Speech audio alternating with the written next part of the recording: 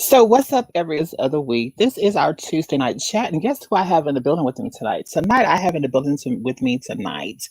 He is one of he is the CEO and the co-chairman and the CEO of Silent X Radio Incorporated.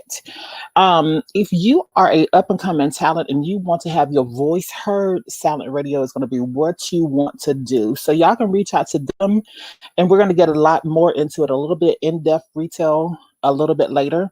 But the email address is silentradio@gmail.com. That's SILENTXRADIO@gmail.com. And y'all know how I do it, so I'll be right back with that infamous I am Eugene. So y'all, let's see, where's that beautiful bean for the chat? Let's get into it.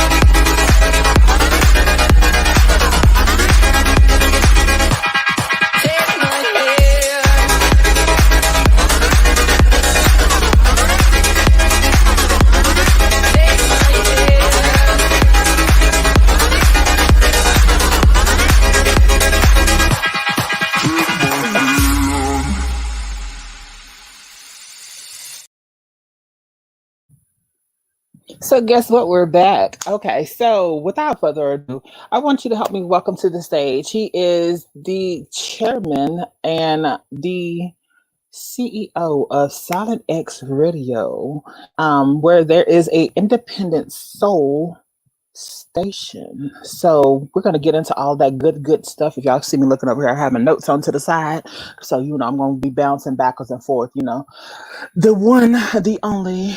Help me welcome to the stage, none other than I am Eugene. Hey, baby, how you doing? What's up, everybody? How are you? I can't. Cool. You say I was what? just gonna say I can't hear you. I was just gonna say I can't hear you. I can hear you now. I am. I know, child. Yes, I'm J. Eugene. I am the co-chairman and the CEO of Silent X Radio, which is an independent artist station. We encourage the arts of every genre, talent, and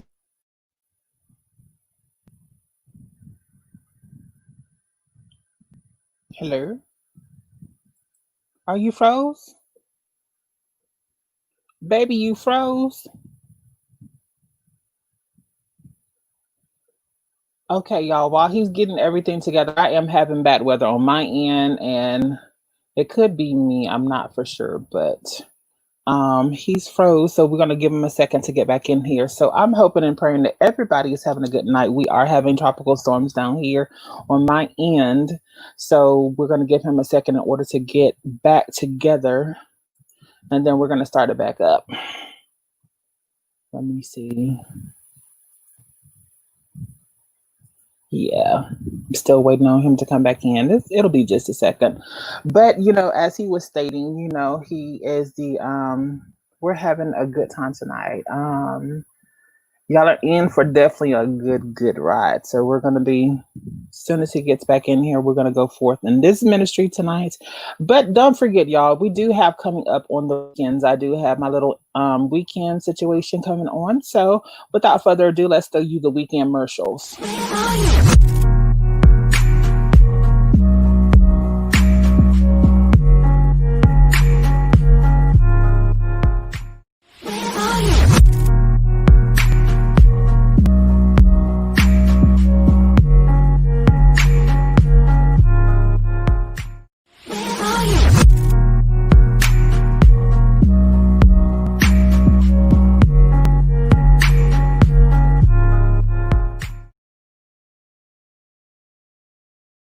I'm Are back. you I'm back, fine. baby?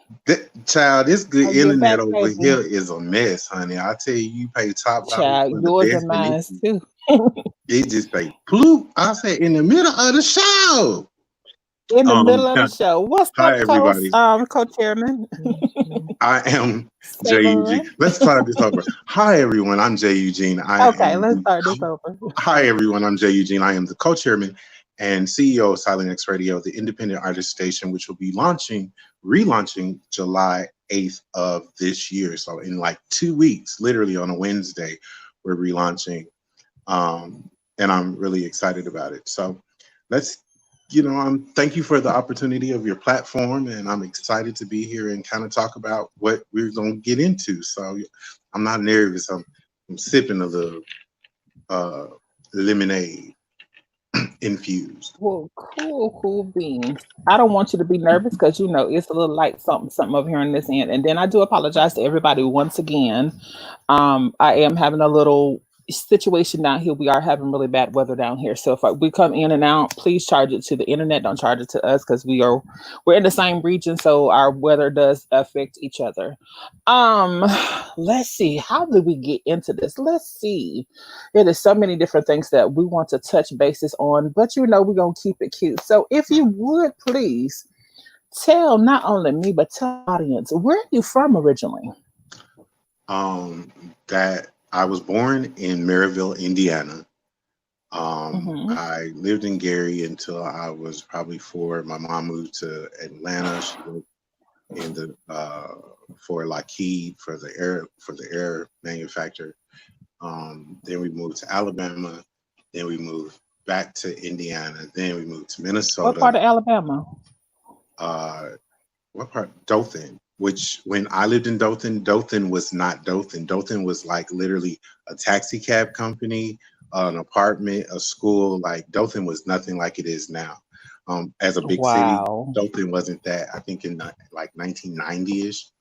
Hmm. And then let's see, moved back to Gary, where my mom actually lived and worked in the steel mills. And then we went to Minnesota, and I grew up. Moved back to Indiana. My mom moved back to take care of my grandfather. Um, I moved to Chicago, and then kind of gypsied around for a minute and landed here in Atlanta, where I am now. But we kind of sort of stay between Atlanta and New Orleans. Can I back it up just a little bit? I want to talk a little bit about your childhood. For some people that don't know, I'm just going to give you a couple words, and I want you to take this and run with it with that whichever way that you wanted to. How was it? Because um, I'm aware and I've been a part of abusive relationships. How Mhm. was it to grow up and to see a parent go through abusive relationships?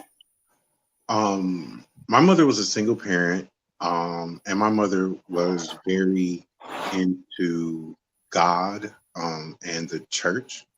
So I knew that life before I knew the abusive life. So I knew my mother to be a strong and independent woman that survived and thrived and taught me how to be the man that I am without knowing how to be a man. Um, that being said, my mother got into a relationship, and I remember being like a kid. The date was April 13th, and I'll never forget the date because it was my dad's birthday. And this guy from her job at the steel mill had started coming over, and I looked at her in the middle of the living room because I was a church boy, like church boy, like PK, Deep church. like 7 day a week church boy, right? So, and it wasn't my fault. It was my mama's fault because she took me to the revivals, by the way. And then my auntie was a preacher, which was my favorite aunt. But the abusive relationship, it was new. It was new because my mother wasn't my mother. My mother wasn't who I saw anymore. I saw this person who I didn't know. It was me and her had a conversation, and the conversation, it was a heavy conversation for us, but it was a moment in our life where I hated my mother, and I hated my mother. I hated who my mother had become, not my mother. Let me rephrase that. I hated who my mother had become, because in the abuse, my mother wasn't that. My mother wasn't fat. My mother wasn't weak. My mother wasn't any of the things that it portrayed that she was to me. And my mother was a Mhm. provider. Like, my mother made more money. My mother, my mother made more money. My mother had a better job. So it just wasn't making sense. Um, and addiction, cocaine, crack cocaine was her boyfriend's drug of addiction or habit. And it turns the whole person, the whole family. There were secrets that, now as an adult, we've had conversations with family members, because I wanted to know questions like, how come you didn't come rescue my mother? How come you didn't know what was going on with my mother? Like, how did my mother has 9 brothers and sisters. So out of 9 brothers Mhm. and sisters, it wasn't making sense to me that I've heard these stories about my family and things that happened. I heard, my grandfather kind of stories of him and how he was with his girls. So it was the most difficult, but it was also the most strengthening, because I had to be my mother's strength. I had to So, do be. you? Go ahead. I'm sorry. I was just gonna say, do you feel like the old saying in the black family or the black household is that what goes on here stays here? And do you feel like that maybe is the reason why that she never opened up or shared with her brothers or sisters that what was going on? I'll go back even further than that. I was keeping a secret. I was gay. So I'm keeping this secret, and I'm being tormented with this secret because I have attraction and feelings for men, and my mother's heavily in the church, and I believe in God. Now, on top of me having Conflict.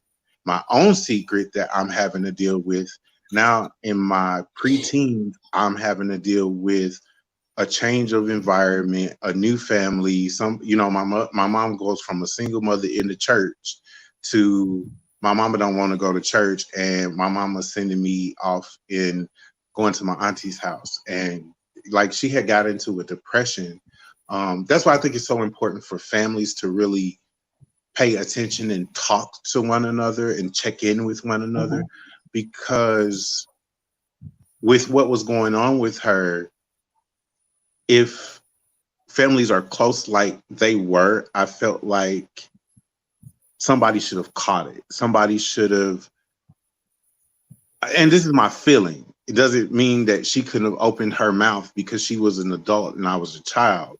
But when you're a child and you hear those stories from your parent about your grandparents and how they were, and you're seeing this happen to your mother, you're wondering, what do I do? How do I call the police? Do I fight? I became a fighter. I became a very heavy fighter because you weren't going to touch my mama, and that was all I had. So if you touch my mama, if you yell at my mama, if you get in my mama's face, it's over. I'm going to whoop your ass.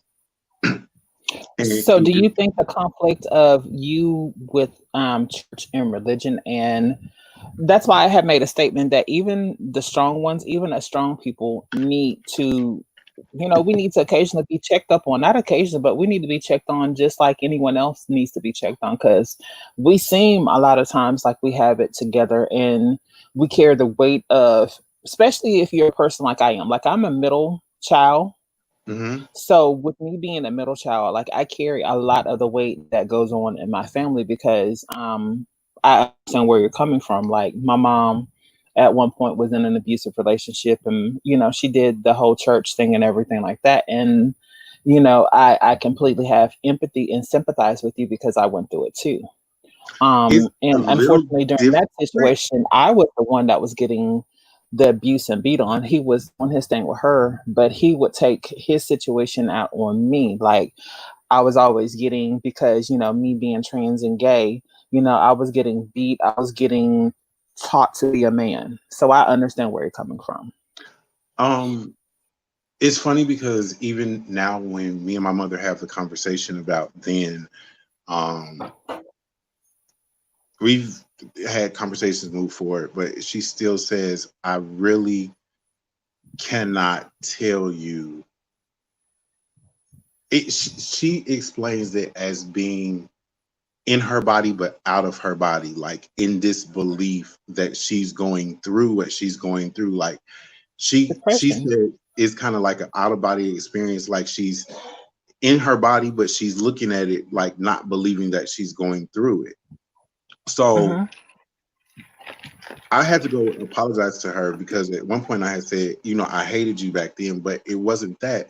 She didn't know who she was. So how can you love somebody who doesn't know who they are and can't love themselves enough that they can pull themselves out of a situation? So, like, I hated that person because that wasn't who my mother had taught me as a child that a woman was supposed to be, a parent was supposed to be. This wasn't love. This wasn't displaying love. This wasn't anything that she taught me that love was. So now I had this whole new experience with what love, the pain of love, because for a woman, and I'm not excusing my mother, but for a woman to, I think I was watching the Girlfriends Check-In this weekend, and they were talking about AJ. AJ was talking about her mother, and my mother did not know how to be a man, and she always made that very clear. And the person that she decided to date was somebody that I did talk to. He worked on our car. They worked together. Me and his daughter played, easy bake oven and stuff together. So it was like we knew who he was. He was around us. He fixed the car and stuff like that. But it was like this was the male that I feel comfortable asking male questions to. So how they ended up intermingling in the bedroom, I have absolutely no idea, but I can tell you the date was April 13th, however long ago, because that's my daddy's birthday. And I had wrote her this long, like 50-page letter about how I didn't appreciate her having this man in her bedroom on my dead daddy, by the way, who she hadn't been with since I was about 2. I didn't appreciate her sleeping with this man in her bedroom on my dead daddy birthday. Gotcha. So, wow, that's a lot to deal with. I want to touch briefly on um which one was it, your mother or was it her boyfriend that was actually on the crack cocaine? Because you had mentioned the crack Oh cocaine. no, So which one's on it? my mother. I don't think my mother has ever experimented with anything outside of marijuana. My mother is a hemp user and a hemp advocate and believes very strongly in hemp and cannabis healing properties today. But I think back then all she probably did was smoke a joint. Now, on the other hand, the nigga who she decided to partner with at that point in her life, Mhm. he hid it from us. It was like he just all of a sudden went from this like really cool, nice guy to when he got in the house with my mom, he just flipped. It was like Dr. Heckle and Mr. Hyde. It was like literally going from this nice person that I wanted to go ask him questions about and be like, hey, I like this girl at school. What do you think? What do I do? To God, you got to get Chat this hating them. motherfucker out my house today. Like, God, I'm not playing. He got to go. And it's funny about faith, religion, and prayers, right? Mhm. Because my prayer was that he would go. But then when you have somebody that's holding on to something that you're praying about that doesn't let it go, you still have to go through an experience. So when you said you wrote the 50-page letter, was that just bottled up emotions that you went through at that time? Okay, Was it I from would. a place of anger or like, or do you even remember what you wrote? Just you don't have to Um, give us all of it. You can just condense it down just a little it bit. wasn't a total of 50 pages. I'm exaggerating it, but it was like more than one page, and it was definitely front and back. But Basically, it was kind of like, if I remember the letter, I probably had talked about God and like how she was a Christian, upright woman, and these are godly principles. Um, and outside of the fact that we don't do that as Christians and what we're taught, because at the same time, I'm hiding my feelings for being gay, right? So I'm hiding who I am because of religion and Christianity, because this is what I'm being taught. So if I gotta hold my secret, there's no way that it's okay for you to. If I can't be me, you can't be you. You might have a little Right. fire under there, but honey, you're gonna have to get a little toy or something to put it out, because we ain't doing that up in here. Right. But no, I know I talked about God in church and kind of like it was really big about that, because I was like, that's gonna check you. And then the other part of it was my daddy's birthday. So outside of the fact that you doing outside of God's will, what the Bible say, what you preach and teach to me, you did this on my daddy's birthday, and I don't appreciate it. So what we're going to do is we're going to take a little small commercial, and when we come back, we're going to touch into your sexuality and religion. So if you would please, production, let's roll that beautiful weekend bean footage, and then we're going to go to something else. We'll be right back, y'all.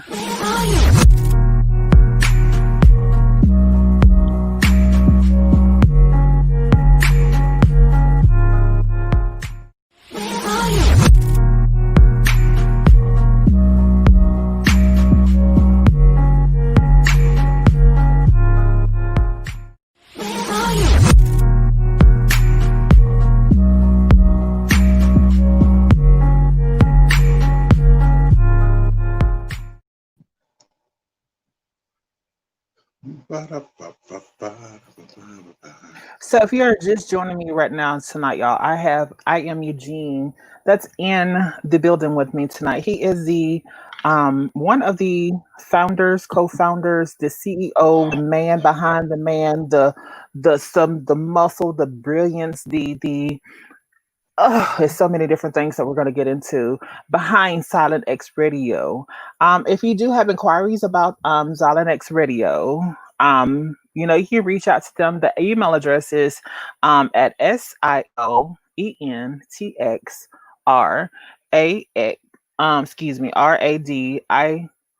RADIO@gmail.com. Jesus, my everything is going crazy right now.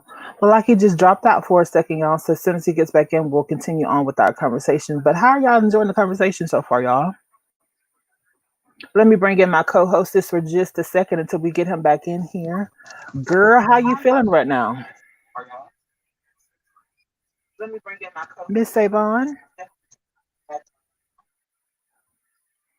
Okay, so she done dropped out on me too. So let's look and see what's going on, y'all. It still say I'm live.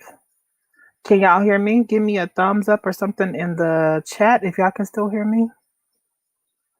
Is it me?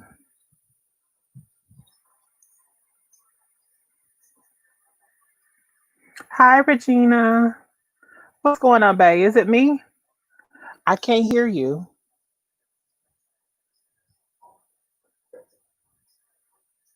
I can't hear you. You got yourself. I can't hear you. Go out and come back in. I can't hear you.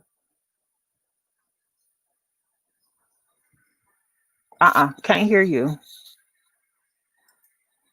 Did you mute yourself? Unmute your mic. Are you here, co-hostess? Hey, honey. Hey. When I tell you, I'm loving this interview. I'm learning so much about my niece, Pumpkin. Cool. It is amazing how similar most of our stories are.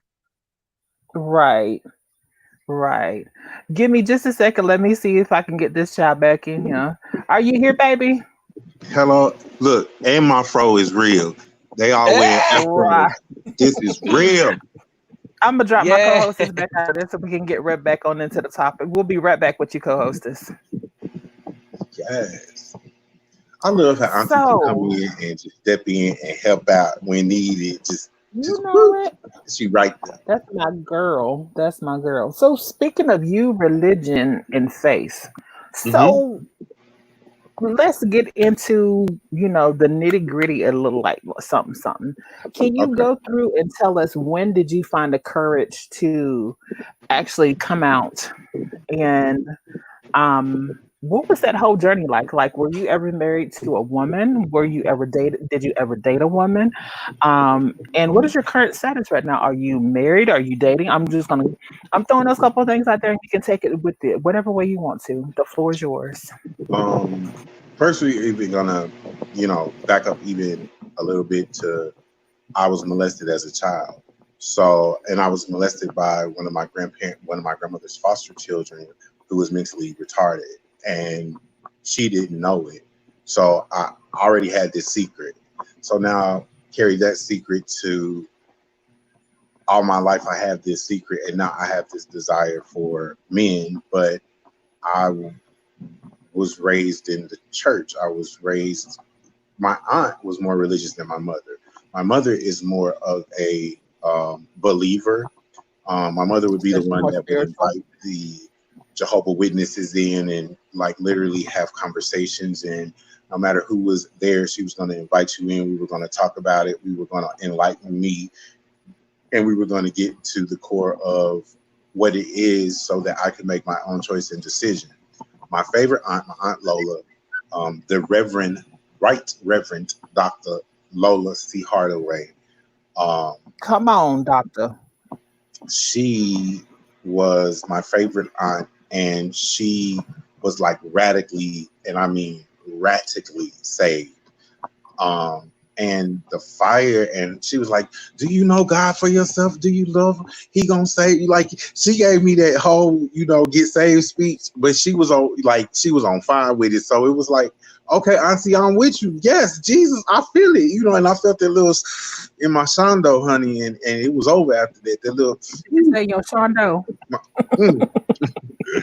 No, Yes. so literally in my grandmother's kitchen, it was January 15th of 1989. In my grandmother's kitchen, she read they say they take you down the Romans road. And Hmm. so I accepted, then I was getting saved. Honestly, I don't think I really got saved until about 2 years ago, after I was a bishop, when I had my own experience with God, and it was totally different than what religion had taught me. Because I let go of my secret. Um, And we definitely gonna get into you being a bishop, because it's so many people take and assume that because you are a gay person, or you're a person that's trans, or you're a queer person in general, that you have no God or no spirituality about yourself. So I'm glad you're enlightening people that you can actually be both. You don't have to choose one or the other. So go ahead. I'm sorry for interrupting. so me and God had an unusual relationship. He was my friend. I didn't have brothers and sisters. I had God. So while other people had imaginary friends, I really honestly would talk to God. That was really my imaginary friend. Me and God, we talked about whatever it was going on, and we was going to God in prayer. So I was fortunate enough to be brought up as an intercessor by my aunt, by Dr. Mildred C. Harris, a prayer warrior in Chicago. Um, and I just always had this desire or will that I was God's child.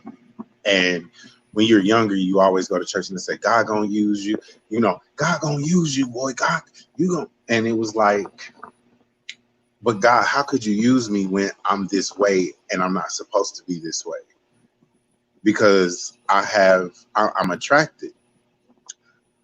The reason I say I didn't get saved until about 2 years ago, because I still was kind of like, before I got married, and I am married. I was like, God, if it's wrong to be gay, let me know. And he took me to this scripture.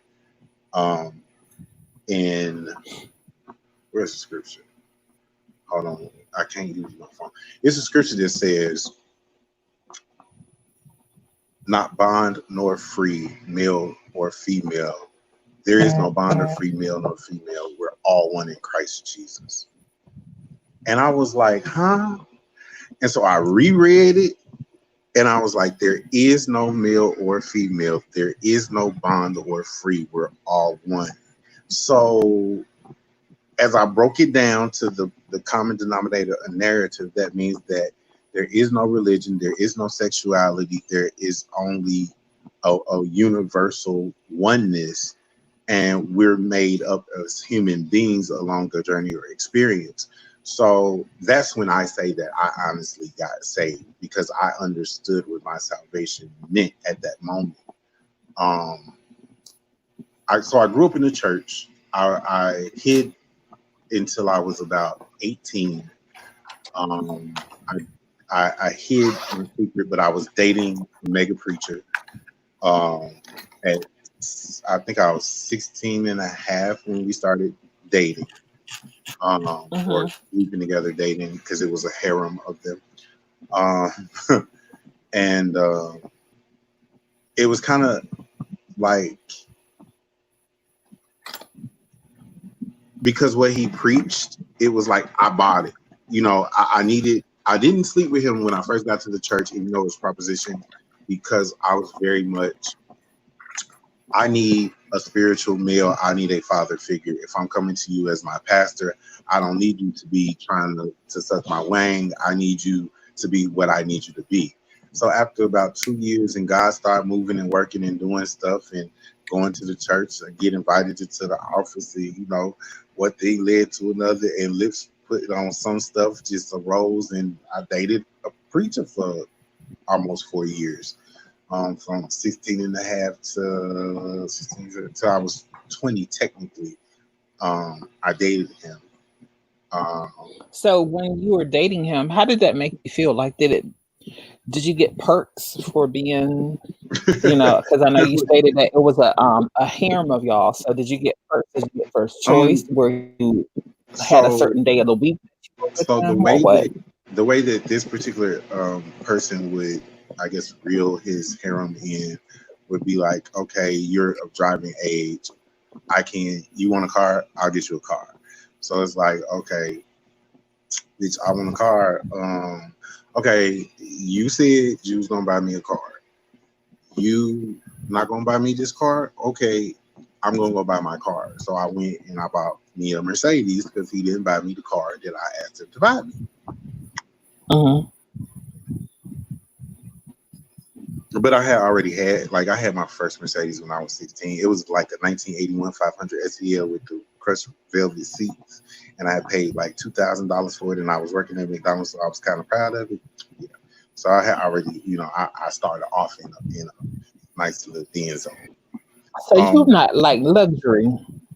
I've always liked luxury. I don't know any, I still, even in my little space now with my mama, I still am looking at luxury, because this is, it's like, okay, yeah, it's cute, but this ain't for me. I need my space. My husband needs his space. If mama gonna be with us, she need her space, and us all together ain't in a small space. We need to be back at the house in New Orleans, so everybody can disperse and had a. So too many personalities in one small space. No, it's enjoyable. But there's moments like when we're in New Orleans, and when we had a house in New Orleans, like me and my husband didn't have to see each other, because I spent like 12 hours of my day in my office, and he was either in the guest house, or he was in the front or in the living room, or doing something with the dog, or in the back in the pool, or doing whatever he was doing. So leading up to, since you said my husband, so you are an ordained bishop, correct? No, I am not an ordained bishop. You cannot be an ordained bishop. To be a legitimate bishop, you have to be consecrated by the laying on of hands of 3 consecrated bishops. and all of them have to have an Episcopal bull, and those Episcopal bulls should be able to give you a lineage back to the 12 apostles in Christ. My lineage happens to be back to Apostle Paul, and I definitely have had some Paul experiences in my life. Um, but yeah, I'm married. I'm a consecrated presiding bishop of United Fellowship, which is a Georgia religious, technically, organization. Um, and So I for those started. that don't know what that is, can you break that down a little bit and explain to them what that means? So inside the church, there's Mm-hmm. reformations. Each person's reformation. So you have Baptist, Methodist, Baptist, United Methodist, um, United Central, and every organization falls under the guides of the church. Um, and we are registered as such. However, that wasn't my vision. My vision was that everybody had got it wrong. Everybody was just wrong. There was too much division. How can we are the church, how can we be the church? If I'm the church, how can there be so much division, and how can we not get along with this, and why are we fighting with that, and why can these fellowships not intermingle? So I had started the first fellowship, and God like literally set me down 2 weeks later after I got consecrated, and set me down for a year and told me I had it wrong. And I listened, and United Fellowship International was birthed, where we were supposed to actually open a church in Gary this year. We were supposed to open a church in New Orleans this year. And then the other churches are in Tanzania, Uganda, and Malawi, Africa, that actually were built from the ground up and have probably somewhere about 400 to 500 members each. Okay. So do you have plans on continuing into that and to opening that, or is that something that you're temporarily putting on the back burner until you figure out exactly how you're going to do it? I do it. The thing is, most people do it before, they do stuff before they actually do it. I fellowship Mm-hmm. with who God leads me to fellowship and say what God tells me to say as an instrument. And that's all that we all are supposed to be. If you're on my path and I'm supposed to receive something from you, I want to receive what it is I'm supposed to receive. And what I'm supposed to give, I'm supposed to give. And that's why we all connect on each other's path and journey to give and receive. Most people misnomer or misconcept that, in my opinion. They, don't understand that it's a universal energy, that a lot of lessons are supposed to be taught. You're supposed to bump into somebody for a reason. It might be a test, and the test might just be of your patience. If this person bumped Mm-hmm. into you, can you say, you know what, you have a good day? You know what, baby, it's all right. And you don't know that might be the only touch that that person gets that week, is that bump into you. But we get so upset with and in ourselves that we don't understand that we're supposed to give and take on our journey. Right. Right. Um, so with that being said, may I ask, are you single? Are you married? I'm married. My partner, or my legal husband, um, is a recording artist. He is the chairman and the founder, the chairman, and the chief creative officer of Silent X Radio. And he is the reason that Silent X Radio actually exists. Um, we were, he was working on an album or his project, and we were in the midst of kind of trying to figure out his career. And one of the big thing about music and the music industry is networking who you know and the number of spinning plays. So when I thought about it, I was like, well, if we control the number of plays, then we can compete with the best of them if we can continue to, play it. So he said, you know what, you're right, but I don't just want to do it for me. I want to do it for every artist that wants to get their music out, because this is something that we need to make easy, affordable. Yeah, there's YouTube. There's other avenues and other platforms for artists to go. But we wanted to be a place where artists could come, feel comfortable, get their music out to the world. And that's what he created. That was the vision. Um, so Silent X, we're an online radio station for independent artists, which is www.silentx.com. We technically don't launch until July 8th. Auntie Savon, shouts out to Auntie Savon. Savon is everybody's auntie. Um, at the moment, Well, she's my sis. She's not old enough to be my aunt, but that's my sis. That's everybody, auntie, honey. Auntie Savon is the auntie that she gonna tell you what it is, no matter what how it is. She gonna give it to you straight. Then she gonna give you a little love and kick you. She gonna feed you, correct you, give you a little love, and send you out the door, and then tell you to come back, give me some sugar. That's just Auntie Savon. That's everybody, auntie. She has we uploaded the Saturday Night Social Club on the podcast, which is currently on there now. We're currently updating daily, so we're not fully operational until July 8th. So you'll see current updates going daily.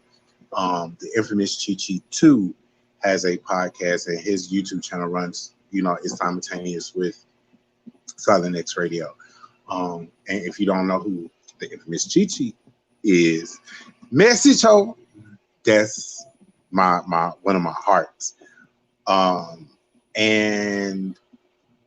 my husband is a judge on T.S. Madison's Do You Want the Smoke? So every episode of Do You Want the Smoke is actually on the station as a podcast right now.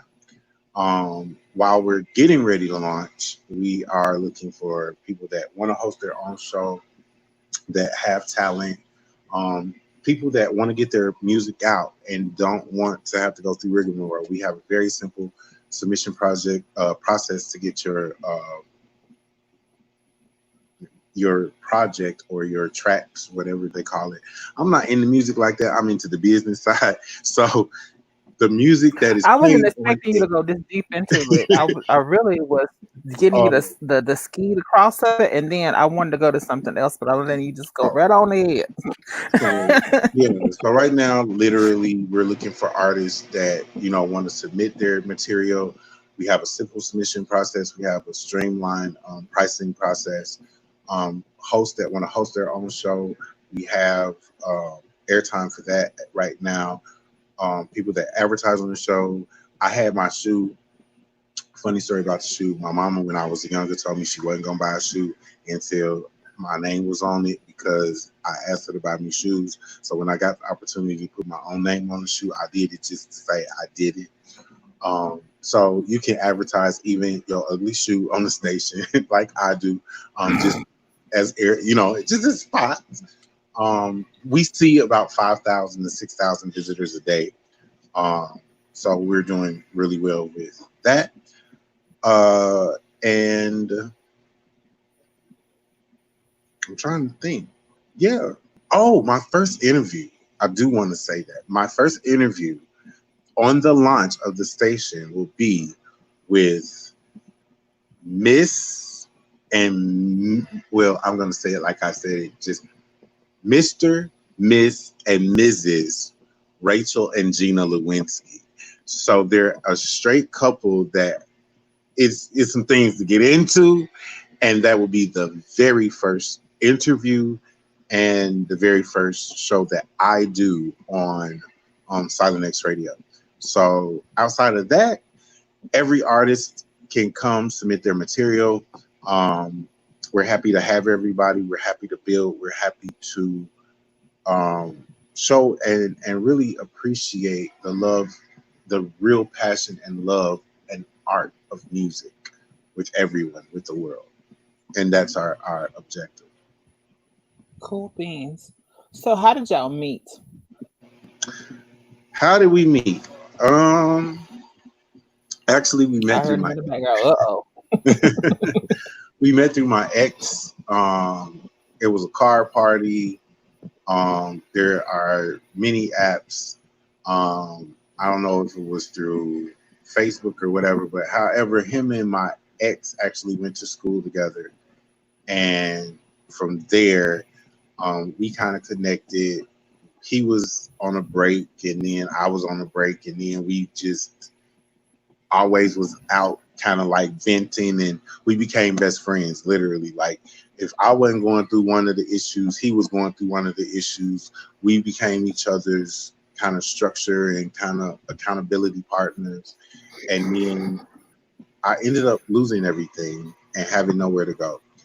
And out of all my friends, everybody when I had success, everybody when I didn't, he was the only one that would allow me to come take a shower. He was the only one to offer me his floor.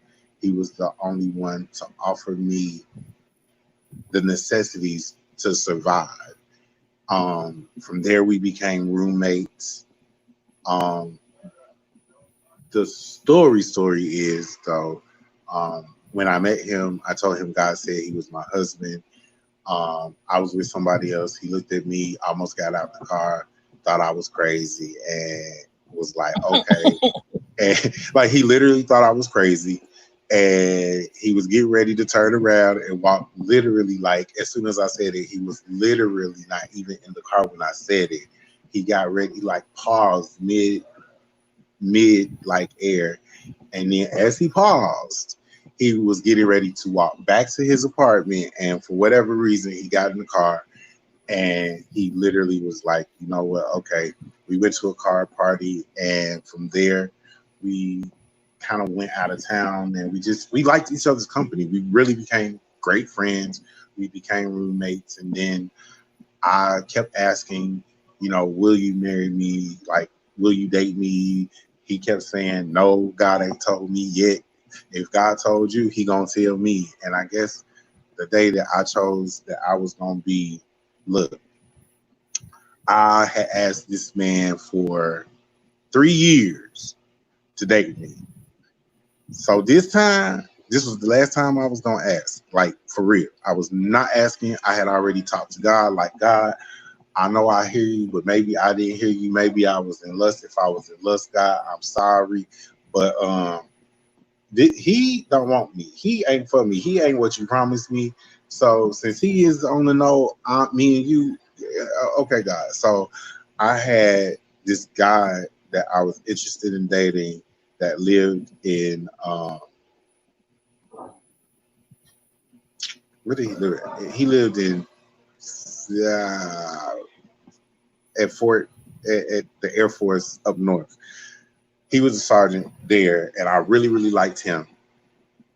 And New Jersey, he lived in New Jersey, and I was like, okay. And so I had started kind of like contacting everybody that I wanted to sleep with that I had been putting off for all this time. I had contacted all of them for that So you was a Thanksgiving day. go. Baby, from 8 o'clock on, I knew who I was starting with, who I was taking food from, who I was dating, who I was gonna eat with, where I was gonna. I had the whole day. I mean, from 8 o'clock to 10 o'clock Thanksgiving Day was playing. You was just gonna be in the things. So for some reason, I'm like literally out the door. I turn around and I look at him and I was like, hey, what you think about dating? And he said, you know what? Okay. And put my whole plans for the whole Thanksgiving. I was going to be thankful. The whole Thanksgiving. After you got everything mapped out. After you got everything mapped out, you was jacked up. 8 o'clock, I had flown in French Bouzy from 8 o'clock a.m. I was getting into so you was booked. Right. And you then he booked. said, you was gonna have cakes galore. baby. And had I thought about it, like I probably would have waited to ask the next day. But So you was thinking with the little head versus the big head. That's what you was thinking with. But no, like, so for some reason I literally got ready to walk out the door and someone was like, ask him. And so I asked him and he was like, okay. So literally we were from roommates in October to dating in November to engaged in January to married in February. Ooh, that was quick. But y'all had been roommates for 3 years though, right? Yeah, we have been roommates for. So during the 3-year time frame, did y'all actually have sex? Huh? You said did what? Y'all have sex before? I said, did y'all have sex before? We are adults. We do what adults do, so adults do what adults do. So you're not answering the question. The question is, with that being said, we're going to get ready to take a small little break so we can re-up, huh? I'm coming for it again. So we're going to take a small little break so he can get re-up on his drink and I can get re-up on mine. We'll be right back, y'all.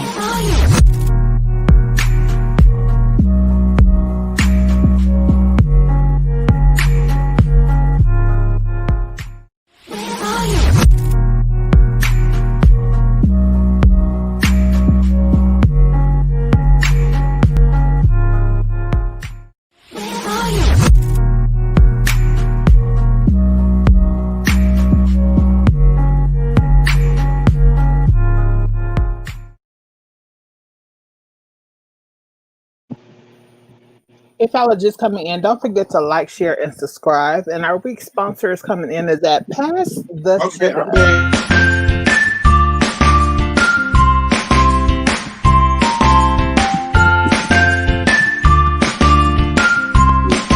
Come on, hair change. Come on, hair change. You know I had to do a little like something. Yeah. So get back to you in this. So a lot of people, question and wonder, what is it? How long have you been married, first and foremost? 4 years. In February, this coming February will be 4 years. So we're 3.5 now. So during the time frame whenever y'all were taking and dating or being roommates, what was because if y'all were not together, y'all would probably have the occasional little. We were together. We were roommates. Party. We had an understanding, and we had a very clear understanding as roommates. We knew how to respect each other and what worked for each other because we had those conversations. So were y'all allowed to have people in the house? Yeah, we had company. We had friends. We were literally roommates. So the mutual respect for everything, the sex thing didn't cloud your vision of y'all being roommates at that time, correct? I'm sorry, I didn't hear your question. I said the having sex during that time frame, being roommates, and then seeing you basically with someone else that didn't cloud the judgment, like the jealousy wasn't there or anything like that, right? Not. I would probably be more jealous than he would be because we definitely had a clear understanding. And my jealousy came in because I'm looking at, okay, God, well, if I'm here and this is who you said I'm supposed to marry, then why the hell is he looking at, why is he interested? But that was between me and God because me and him were literally roommates. We were very adult, very understood, very clear we were roommates. Like literally when we got married, we were so roommates to the point where one of his brothers, when we showed him our marriage certificate, was like, shut the fuck up. He said you ran off all his trade. Well, and today we have Silent X Radio. So do we the next little thing I'm going to get into is very controversial. Mm-hmm. And I want to touch on it, and you can go as far as deep into it as you would like, but I'm going to open it up like this. Um, a little birdie said to me that you are part of the Illuminati. Is that correct? I am affiliated as a global citizen initiative with the Illuminati, and the reason being, I started wondering what the hell the Illuminati was because everybody was talking about it, and I'm one of those people that I need proof. Like, I want to know for myself. I want to know what it is. I want to know why it is. I want to know foundational principles of things. And so I started digging into it. And as I dug into it, I found out that it was not a religion, it's not a cult. It is a humanitarian organization that really believes in um, the I don't want to say the evolution, because that would be an improper word. They believe in the endurance of humanity. So it was like everything that I was told about, they gonna kill your family, you gonna be rich, you gonna go to this, level of this. It was like, okay, first of all, let me see, the little what are the prerequisites? Does it cost money? Do you have to get, and it was like, it's none of that. First of all, every living, the only person that's passed since I joined was my 95-year-old grandmother of congestive heart failure, that she had since she was 21. I got less money now than I had when I first joined. Oh, goodness. um, my net worth might still be, but anyway, I wanted to know really what it was about. You weren't just gonna tell me, okay, it was this group of this, and then as I got into it, it started making me look at me more than anything. It made me look at what I wanted to be, who I wanted to be, where I wanted to be, and it made me really look at the universal aspect of things more so than the religious aspect of things, because they're not a religious organization.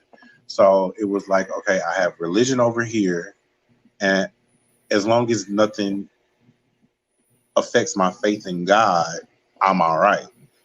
And I don't need no cult trying to tell me that Jesus ain't real, because I know the blood of Jesus worked for me. So no matter what you tell me, because I know what I've been through and what the blood has done for me, you're not gonna tell me that the blood don't work, right? So that was like my biggest thing before joining. Joining was like, as long as they don't denounce Jesus and the blood, we gonna be all right.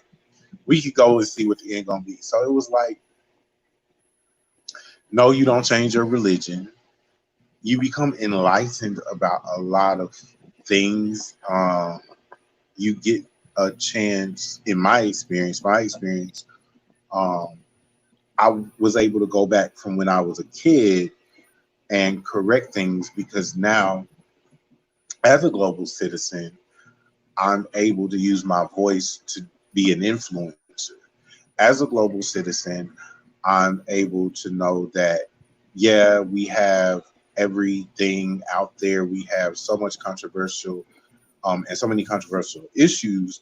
But before anything else, I'm human.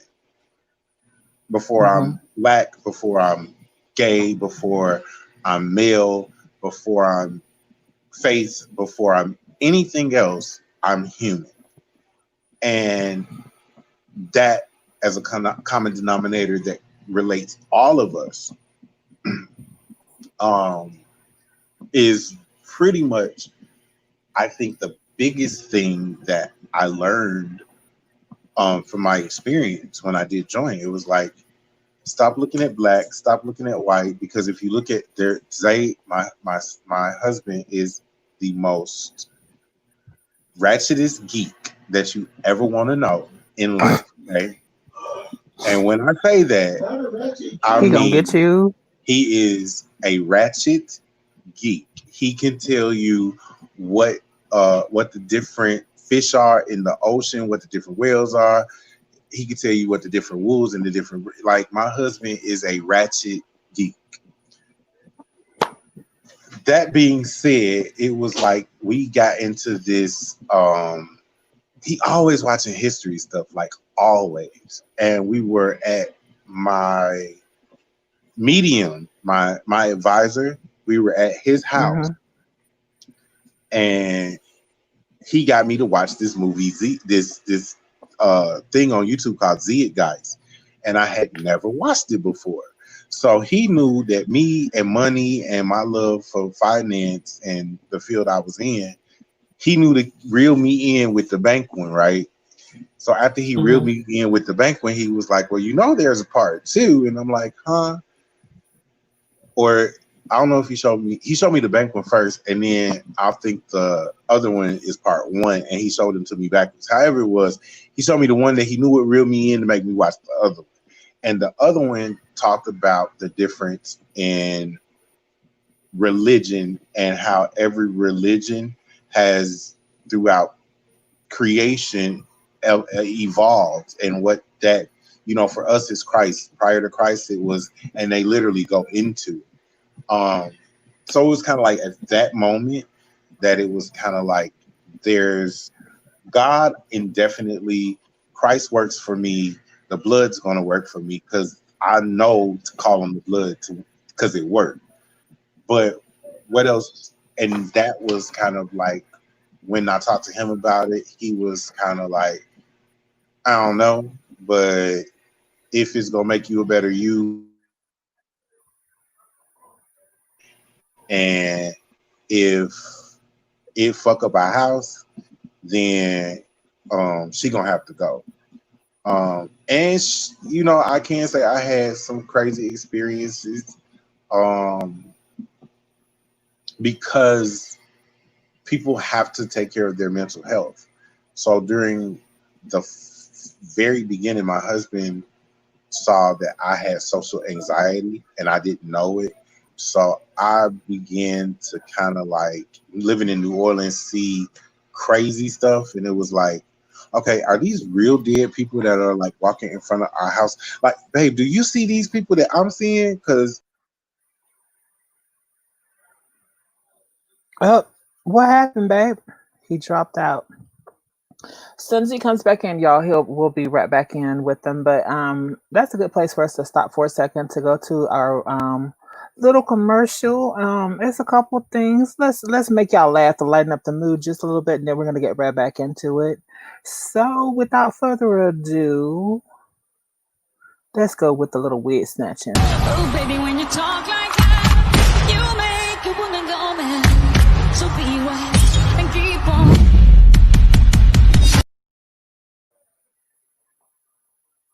I think he's back in, y'all. Let's check and see. internet, Hey, babe, what happened? this internet is horrible.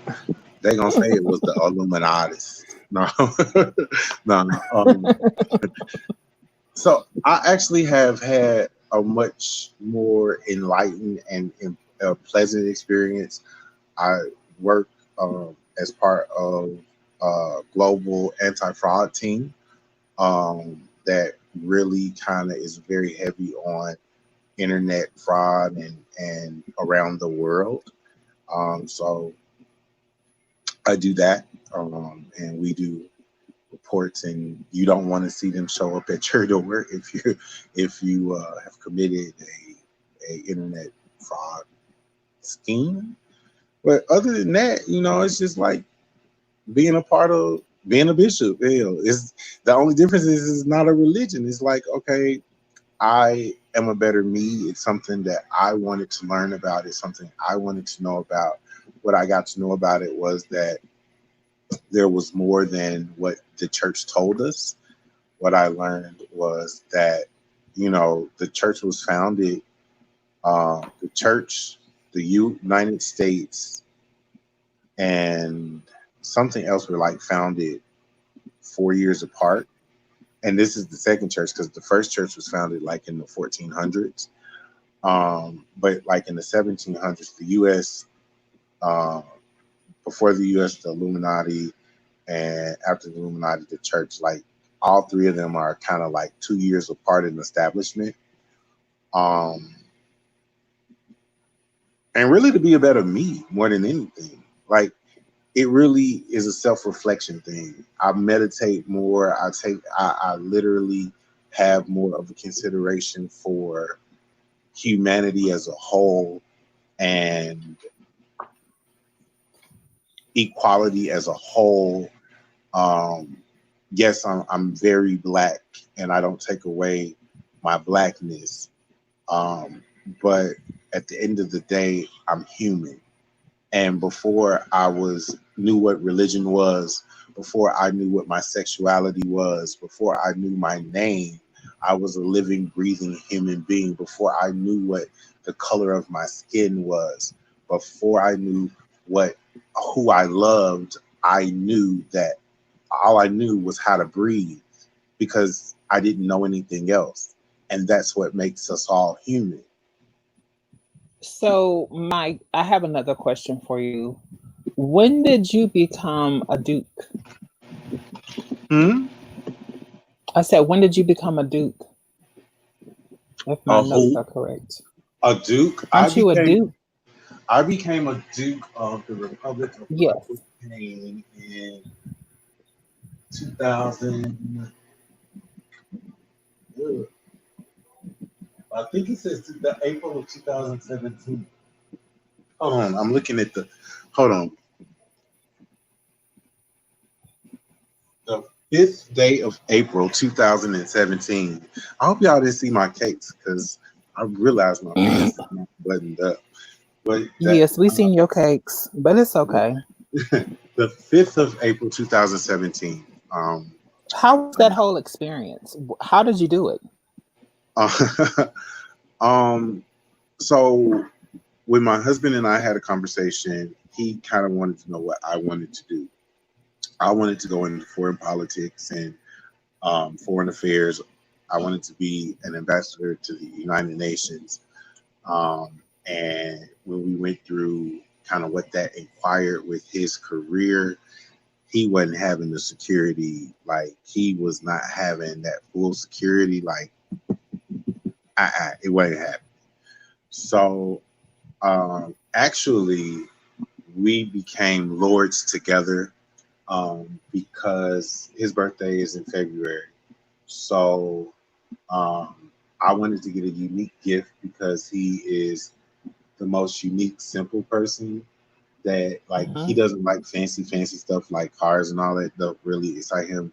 But it's like, what could I get for somebody that I'm just starting a date and we just got married? Like I need some real, real classy base, as Funky Dineva would say, real classy base gift. Right. So I had done my research and we both became lords of the Hungun Manar. And it was kind of like a dual package. So it was like, okay, cool. And we own a little kind of like 5 square foot piece of land that's titled to us to become lords. And then after that, I became a Duke of the Republic of Aquitaine because I really wanted to get into foreign affairs. And I started looking up micronations. And I was like, the sovereignty of micronationality and the independence, it really made me curious because you always hear about people being sovereign citizens or people denouncing their citizenship. And I began to do more research and I began to get really heavy into micronationality. In fact, I served on several, as counsel to several micronations and kings, self-proclaimed kings, but well documented. because I wanted to be in foreign affairs. So I found a way to do what I wanted to do and appease my husband's career. Pretty simple. So, how do I want to go about this? Because we're about to get ready to open it up, and I'm quite sure my co-hostess has some questions. Before I open it up, we're going to take a small little break, and then when we come back, I want to touch on not only on we touched on silent radio, your silent radio. I want to touch on your edible project. So I'm just going to leave You that gonna bring in your mind Auntie for a in when we second. talk about that, girl? Don't We're you gonna do that? yes. Oh, We're gonna touch on some things. So I do want to go to, but don't forget, y'all, on each and every weekend, I'm a part of a trio. So this is our little trio. Hope y'all enjoy.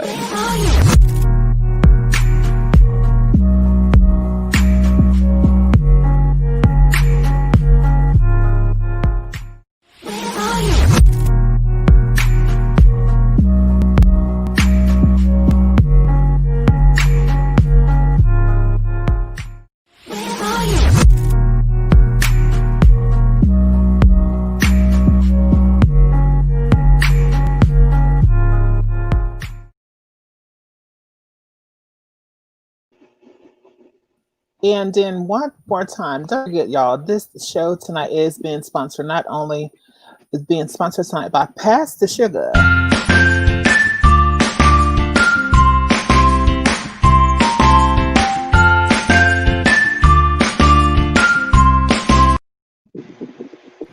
okay. What is So with Pass that the being Sugar? said, so Pass the Sugar, actually I do have the CEO and the owner of Pass the Sugar in the background waiting.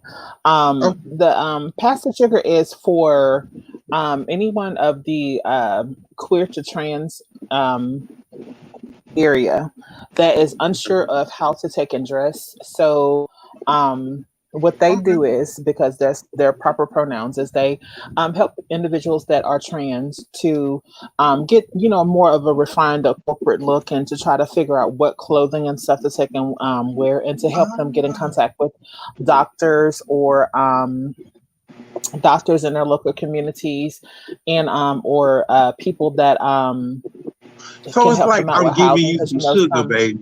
Okay, now I yeah, get it. so that's why it's called Pass the Sugar. And then it's also an online boutique, and in the very near future, we'll be start to help out some of the trans people through raffles and lotteries to assist them with clothing and stuff like that. So clothing that's been donated into to them, that they're going to be helping out with trying to redistribute the clothing. So the clothing sometimes is so expensive in regular That's what I was finna regular ask. I retail was finna shops. say they gonna be some designer clothes.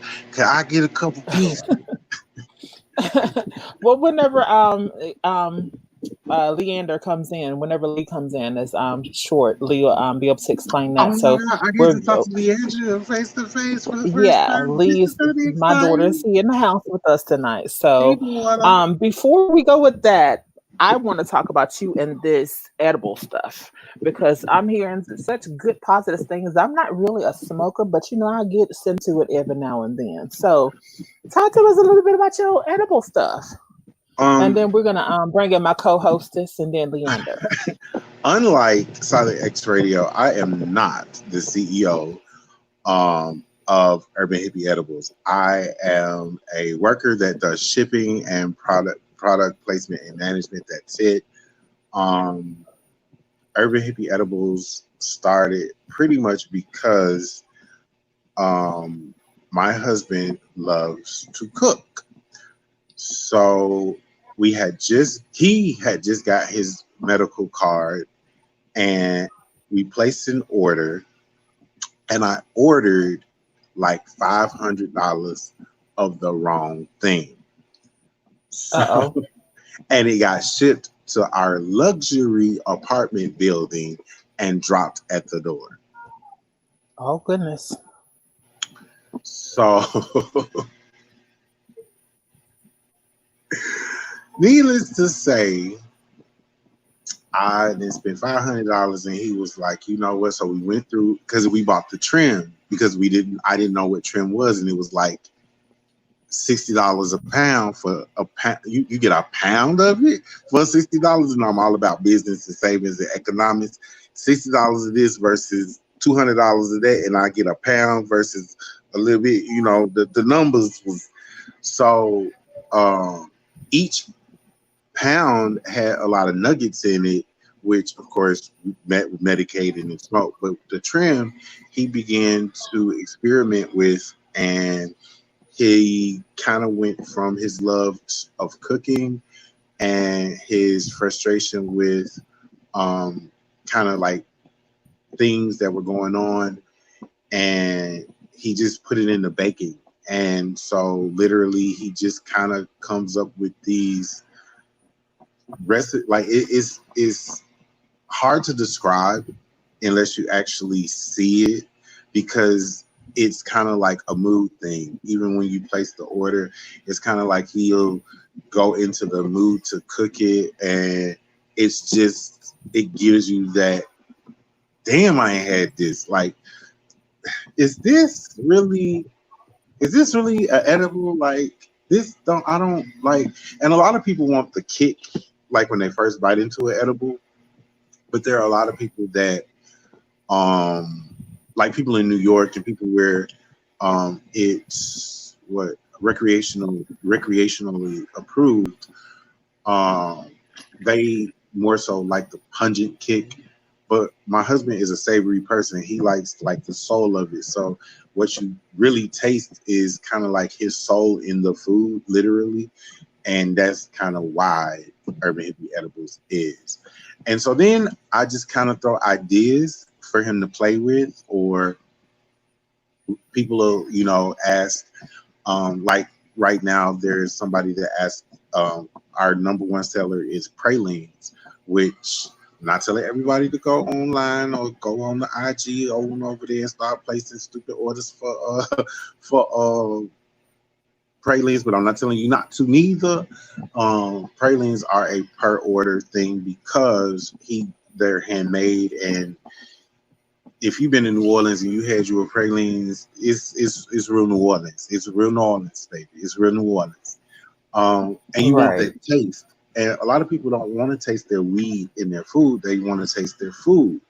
So everybody has a different palate. We just appease to the people that have more of a savory palate.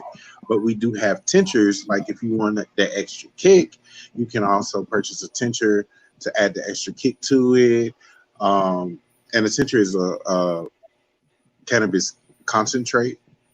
Or you can buy the 4 ounce or the 8 ounce can of butter. And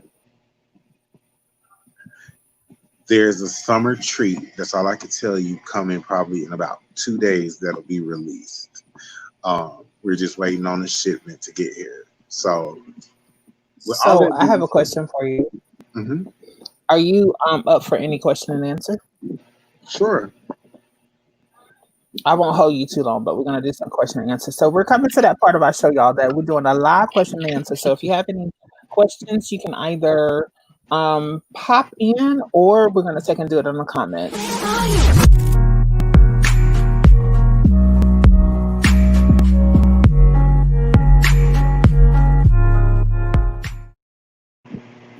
Hello, Leander. How are you doing?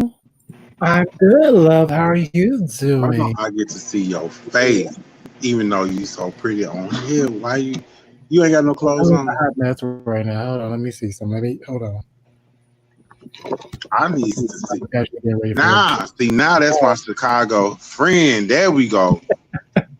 Yes, Chicago in the house. But this was a great show. Anything you want to ask before people start coming in? I love the idea of the Silent X radio, especially when it comes to music, because I do have so many music friends or friends who are in music that have like go through the usual platforms, iTunes. I know SoundCloud was kind of really big, but even now that's becoming like And so I really love the idea that you two are really creative, that is really open to anybody. I think that it's really going to be a game changer for so many artists out there. Thank you. We're excited. I'm not as musical as my spouse. I love music, but like that boy can sing. I, I was trying the other day. He gave me a lesson, and once we launched the station, and if you join, you might get to see him actually giving me vocal lessons. I might release the video if he let me. But overall,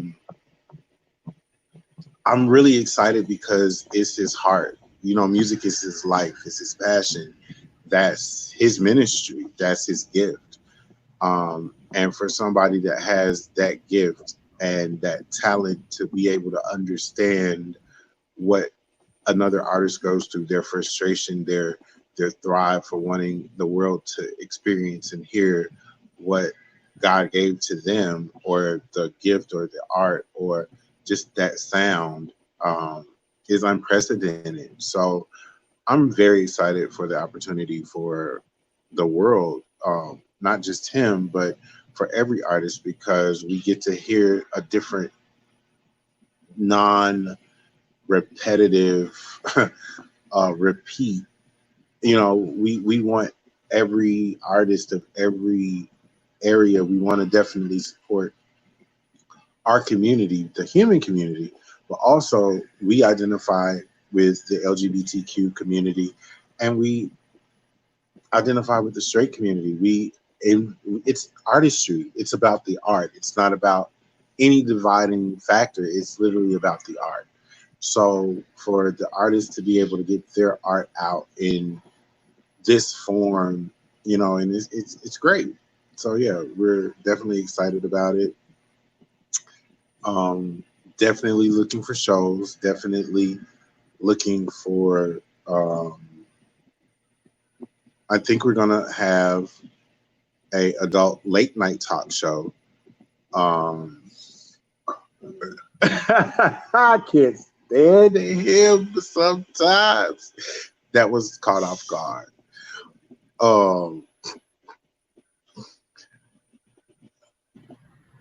Okay. You get to elaborate. No. So because I know as far as with everything, I know I'm looking into. I should start within like the next week or two. I'm going to start doing podcasting, and I think it will be something different. But I don't know. I understand where you're coming from. Yeah, we made it very affordable, very simple.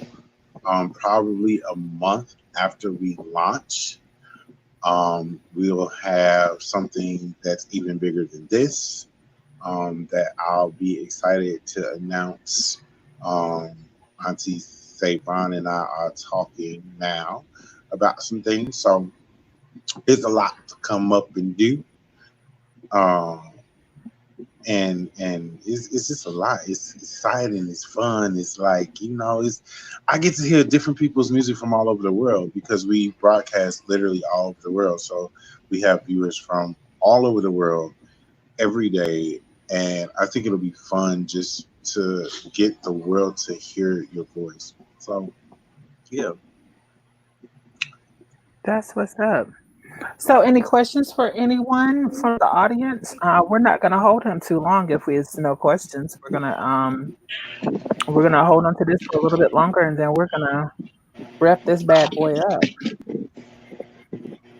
I know it's been a lot of interesting things. Anything from you, Lee? Anything you want to ask? You're supposed to email me, Leandria, because we were talking about needing a stylist. I haven't gotten the email because I do read them daily at 8:00 a.m.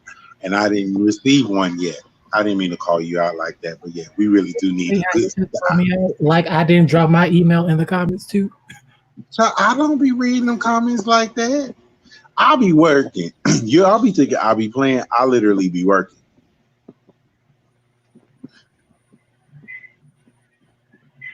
See how you do me. So if you don't put it in my actual email, I won't get it. Like, that's why I say email me and you'll get a response in 24 hours. Don't tell me to email you. I have to go through 7 email accounts a day at 8 o'clock. I don't. I be to forget. Well, Lord, look what the cat done drug in. Hey, mister. Hey, Oh Michelle. Lord. What the hell the cat enjoy? What the hell you got What on, you Lord doing tonight, Jesus? honey? Oh, What he is got on a that? hoodie. I thought he had on the robe. Yes, Lord. I had to see him come grace you with my presence because, I love me some Eugene and Xavier. I just love them. They're so polar opposites, and they're definitely, I would say, even with me, a polar opposite, just the combination together. But I just love them because they're just authentic and they're themselves, and they don't care what anybody else think, and it's just that. So I just had to come show my support. Okay. I didn't tell him to hold it. He spelled some of the tea, but he didn't get into detail about the tea. That's up to Okay. him So how far he you wants want to to get. know about the I past. dance around it. I don't. I look. The way I do things is I'll get I don't into get it. forced. I'll get into it for a quick second. I was 16 and a half. I was 14 when I first went to his church. He was a mega pastor, and I was like, okay, church is church to me. As long as the word good and I feel a little something in my shondo, I'm good. So we went. Come on, Condo. I got invited by one of my grandmother's tenants at one of her properties. We went and I got invited into the pastor's office, like my first time going to the church, and I was like, okay, this nice, this cute, okay. I could go back to my grandma's house. Like, I'm not moved or impressed because I'm not. To me, we wasn't poor. To my mama, she say we was live, but to everybody else, they was like that. I didn't have friends growing up. Like, my friends really were not my friends. They was like, why do you think we're your friends? Your grandmother owns all our houses. Like, we had the conversation because they started teasing me, and I was like, why did y'all call me gay and pick on me? You didn't know because your grandma owned all our houses. That ain't my fault. Y'all grandma could have did the same shit. But, that's kind of how we were.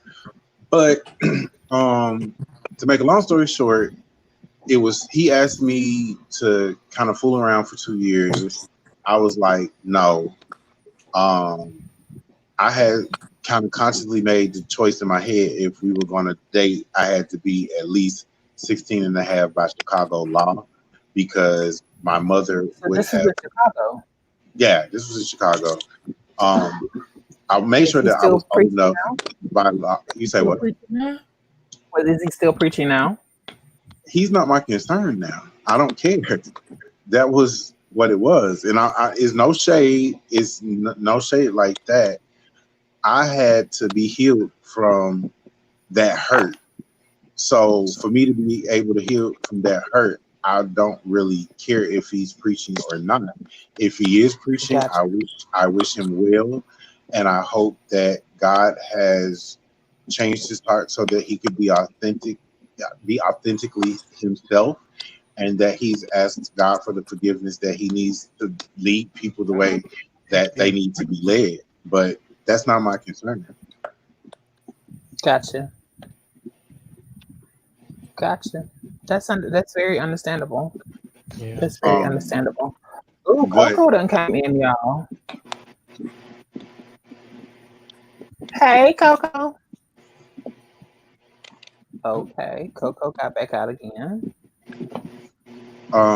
Is there anything else, Mr. Eugene came in? I am. Oh, go ahead, baby. I'm sorry. So finishing the I story, apologize. I was 15 and a half. I made sure that I was legally old enough by Chicago law that if my mom got wind of it, that by Chicago law, though we lived in Indiana at the time, that he would be covered. Why I made sure that I really could tell you no idea. So literally, my mom had just gave me her car. I drove to the church. I was 16 and a half.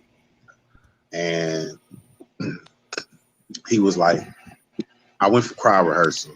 And he was like, come in my office. And he came in my office and he had some gorgeous lips.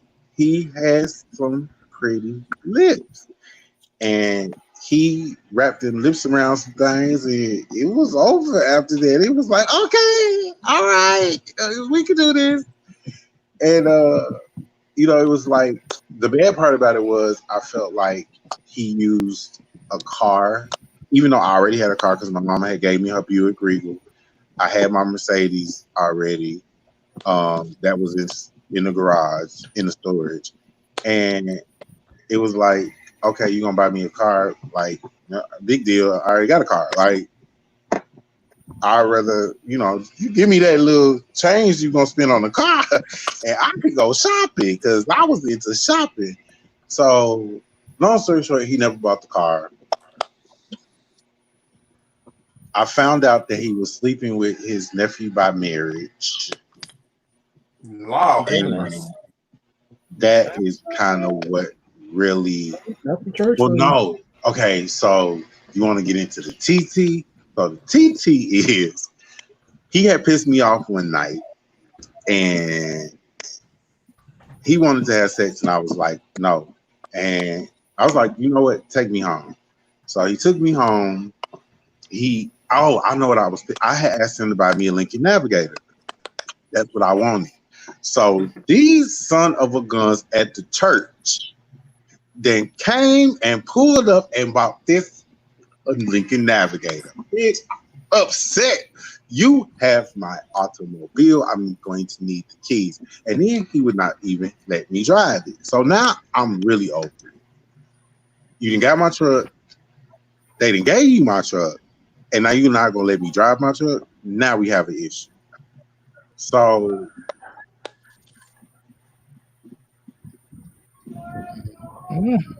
he wanted to have sex one night. I went and have sex. There in Indiana, there's these truck stops with bookstores. I don't know if y'all know what bookstores are. So I had ventured out at this point because by this point I'm like 17, 18-ish. And I'm like, by this point, the chat line had became my friend. You've reached, and for now, for chats, press 1. Baby, so we going back there. So I had met this dude named Seneca, and Seneca was cute or whatever. And so I'm going to church, me and Seneca talking or whatever. No, we was screwing by then. And he kept telling me, why you keep going to that church? And I'm like, huh? So venture off to the day that I get pissed off and he drops me off. The preacher goes to the truck stop and actually sleeps with the dude that I end up on the chat line with, who ends up literally going to the church with me to point him out. That's some real honesty. Like literally it was my mama, the dude I met off the chat line, me, and the other dude that was at the truck stop where he identified and was like literally pointing him straight out like, that's him. He was the one that offered me $20 at the truck stop. And I was like, $20? $20? Like I was $20. Like $20. $20? $20? Maybe back then $20 could go a long way. I don't know. No, $20 wasn't doing shit back then and it ain't doing shit now. So $20? $20. You went because we weren't sleeping together to go sleep with a nigga at a truck stop for $20. So I was over at the truck stop. At the truck stop because the dude that I met, he was homeless. Like he was like doing little tricking stuff, and I come to find out like he was homeless. He had nowhere to go, so they would go to the truck stop and prostitute. So he was a prostitute at the truck stop. I didn't pay for him, but hey, to each his own. How you do what you do, you do what you do. It ain't like I ain't never had a situationship where I almost did. I just happened not to have done it and happened to escape myself around it. But I almost did. I was just, Anyway, that being said, like after that, I was kind of heartbroken and I started looking for like the reason. Like, give me a reason how could you do this? And then his nephew, like, literally came out his office that you just not supposed to come out of because it's like this private entrance, especially in mega churches, and it's like a private entrance in the private door through a door, and you like, bitch, did you just come out of that door? Because if you just came out of that door, you just came out of the bedroom to his office. So now we finna have a whole nother issue. And that was the end of our relationship. Jesus, take the wheel. Woo! What my shades at? Where my holy water at? You know, I'm a Christian. I'm not used to this. What? Oof. You have had a very, very interesting life. Okay, I had- Like, you can write a book, honey. I'm waiting. I for have the book. fun. Like, I would have never. You say what? Wow. I said I would have never thought that your appearance, like you're just so laid back and so chill. I never would have thought that you would have been through some of the things you've been through. It's made you out to be the person that you are. Everything that we go through in life is good and bad. Every situation is what we make of it. We can make the best of it. We can make the worst of it. We could choose to perpetuate and prolong it, or we could choose to get guidance along the journey to propel ourselves to where we need to go. Back then, I was very, very, very hard headed. Like, if you told me fat meat was greasy, I want to taste the fat meat. If you tell me you know, I was just very, I wanted to know the experience, where my husband is very much, if I got the education, if I know and I could do the common sense and the systematics to it, then why would I go through what I don't have to go through? And so we typically have a rule, and sometimes emotions do take precedence over other things, but we try to implement rules where it's like a 24-hour rule before you respond publicly. Like, he really does try very hard to not make public responses within the first 24 hours to check the emotional part. And that's something I think I picked up from him, because he'll get ready to light and he'll, hold on, is that my emotion or is that and then sometimes my husband is ratchet as hell. So sometimes it's just, he feels the urge to be ratchet. But most times it's most times is take that moment and that beat before you respond, because that response is going to create a response, even a response around you, a response into where you go or what you do. So those are things that we try to do. It don't always happen that way. We're human before we're anything. So sometimes, and I'm more emotional than he. So a lot of times I'm more emotionally driven, where he's more, I done already processed it and we hear it. Don't forget to like, share, and subscribe, y'all. This is a very in-depth, really laid back conversation. I am really enjoying this conversation. Mister, what you got to say? Did Eugene want to talk? What's the question? So I just have a question. What's the question? First question is, first of all, can you take off your glasses, because I need to see you eyeball to eyeball. Thank you. Okay. Now you can ask. Okay. So the first question is that I was wanting to know. Come up some so I can hear you, baby. Okay.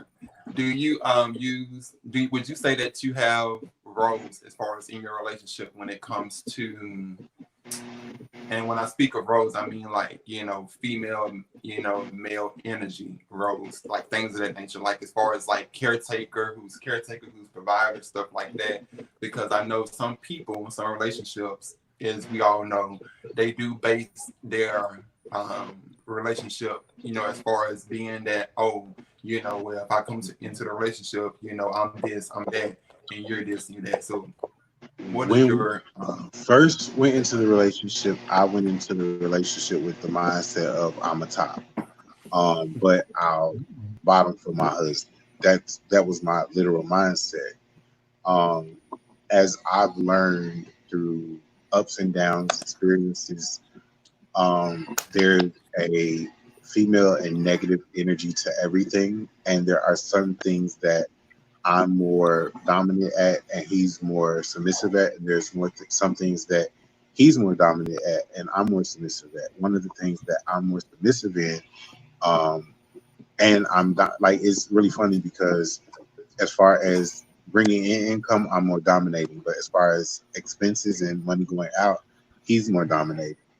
Um, as far as sex, we're probably equal. As far as talent, he's probably more dominant. As far as drive, I'm probably more dominant. So we both have more we have things that we're definitely dominant at and things that we're definitely submissive at. So we play a right? versatile role in life. Whatever he needs, I complete, and whatever I need, he completes. That's why we're married. Okay, all right, Coco cool. joined us, y'all. Welcome, Coco. Hi, everyone. The Coco. one and only Coco, delicious dog. And you know what? I just had a quick question. I wanted to be nosy. Have you or Xavier ever thought about renewing your guys' vows? Um, we kind of sort of do every year. um, and I say that because we do a annual review of our relationship every year where we literally look back throughout the year. We talk about the things that we like, the things that we dislike.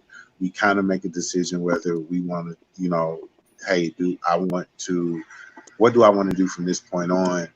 And that indefinitely is not ever that we're going to leave one another. We have to make whatever work within our marriage because divorce isn't an option for us. So a lot of people that think they can come and do and like we're never getting divorced. Like we were friends before. There's nothing that can tear us apart. I might say some stuff, he might say some stuff, but at the end of the day, I'm not signing the damn paperwork and even is his ass. So we at where we at. And even the things that we did say in the beginning, I will say this: the things that we both said in the beginning that we thought would be the end of our marriage, we have experienced, and we're still together Okay. All for right. both of And am I us. invited to the next time you do that?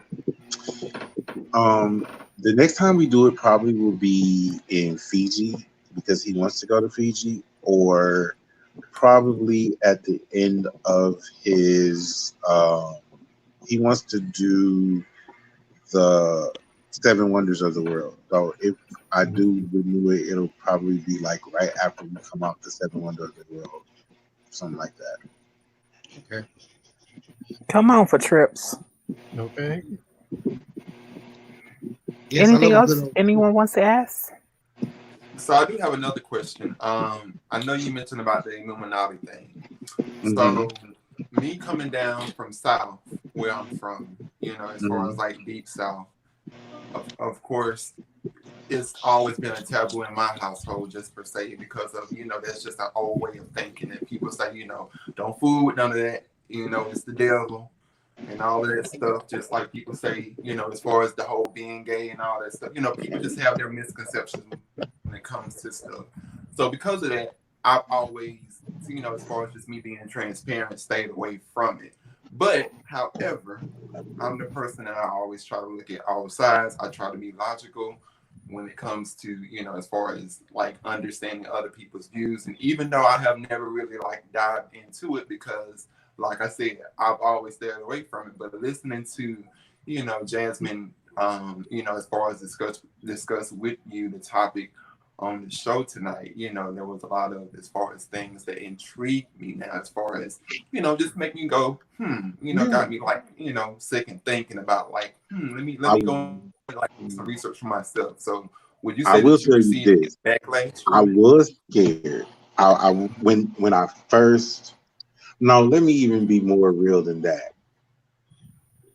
At the time, my mind frame was I didn't want to lose our house. Right. Like I saw where shit was starting to go wrong, and I was like, God, what the hell? I need something. I don't want to lose the house. Like, what are we gonna do?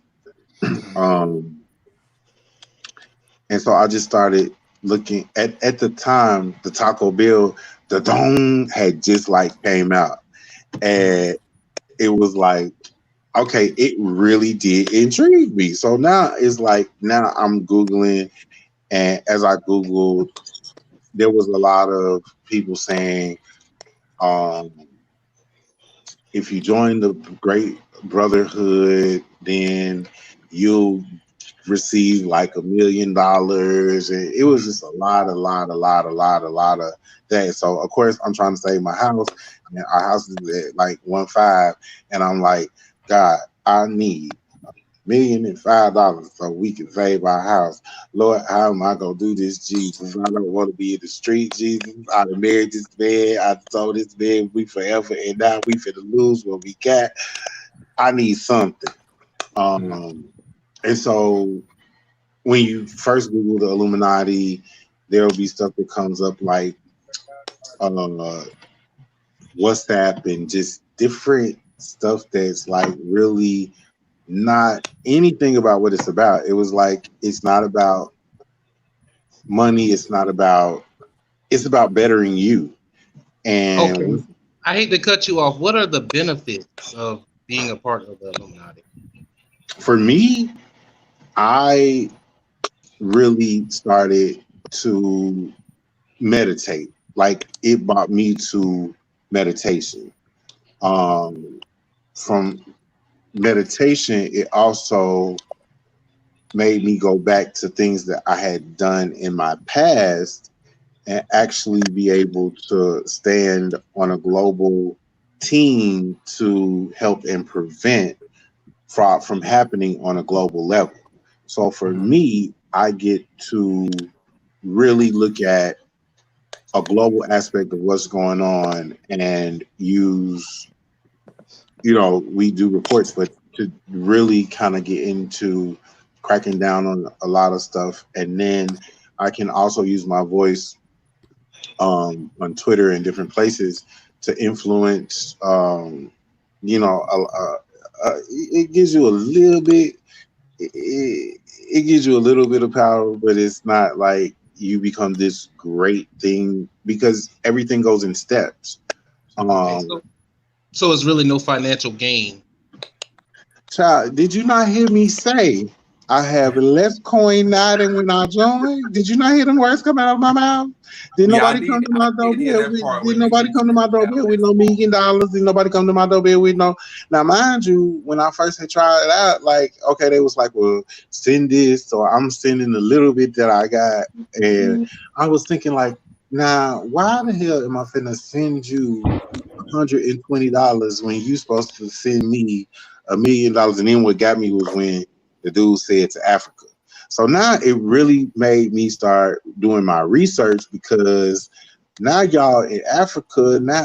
Okay, now I need to dig in. So as I started to dig in, then there's a book called I want to say it's called the Testament or I can't think of the name of the book, but it's a book, and it just really kind of breaks down what the Illuminati is, and it's like, no, it's not a religion. No, it's not a cult. No, it's not this.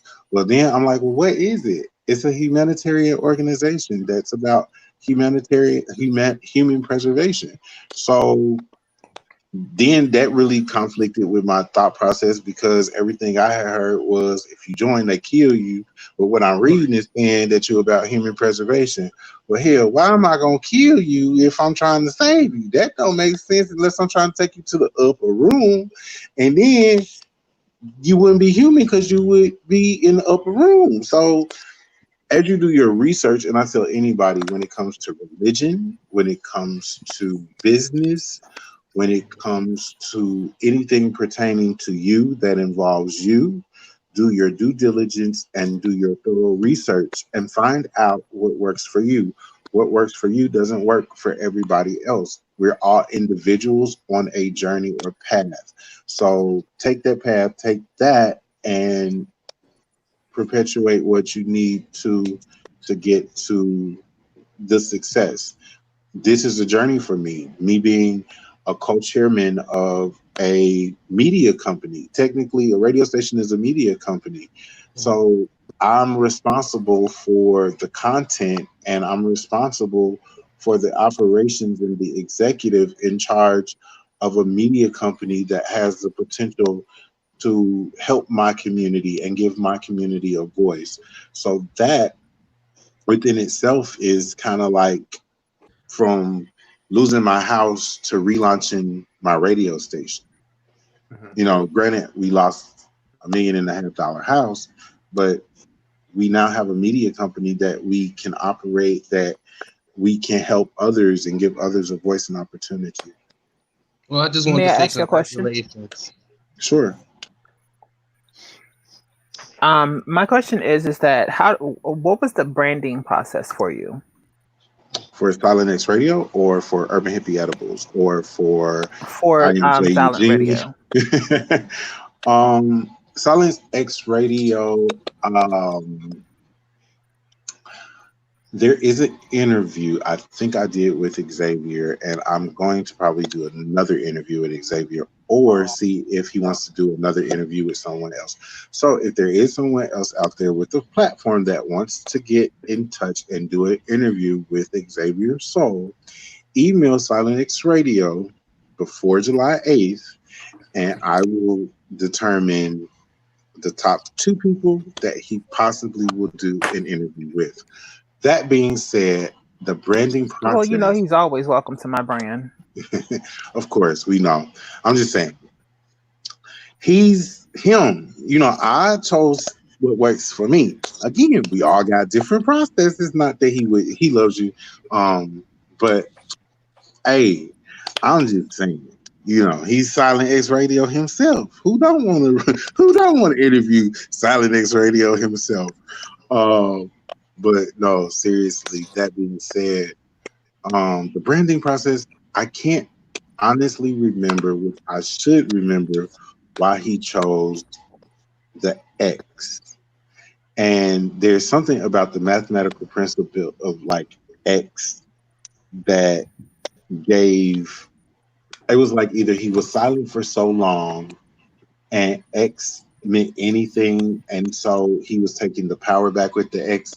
It's something to perpetuate that is how Silent X came about. And of course he's Xavier Soul, so that's how we come up with X, and X is on all our stuff because his branding is Xavier Soul. So he was branded and trademarked as Xavier Soul because he's doing background for and Nesby, Kelly Price, the list goes on and on and on and on and on. Come on for the list. As a background singer. And so when he got ready to do a solo project, he branded Xavier Soul. And the X really is kind of empowering. The X and Silent X is what I want the artist to get. It's empowerment. It's taking your voice back. It's really telling people that told us we couldn't do it, we wouldn't do it, we had to go through that system. It's kind of breaking all of that stigmatism to say we're here, we have a voice, and this is our voice, and this is how we unite together. So it's power in that X. We logoed and trademarked. We're a registered corporation in Louisiana. We got par value and shares and all that. That's kind of how it went.